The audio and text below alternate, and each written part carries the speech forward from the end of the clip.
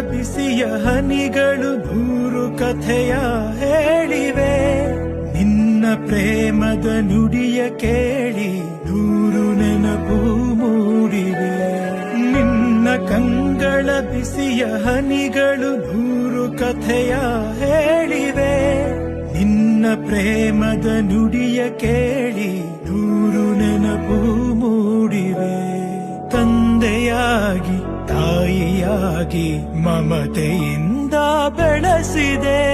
ಬಿಸಿಲು ಮಳೆಗೆ ನರಳದಂತೆ ನಿನ್ನ ನೆರಳಲಿ ಸಲಹಿದೆ. ಆ ಪ್ರೀತಿಯ ಮನ ಮರೆವುದೇ. ನಿನ್ನ ಕಂಗಳ ಬಿಸಿಯ ಹನಿಗಳು ನೂರು ಕಥೆಯ ಹೇಳಿ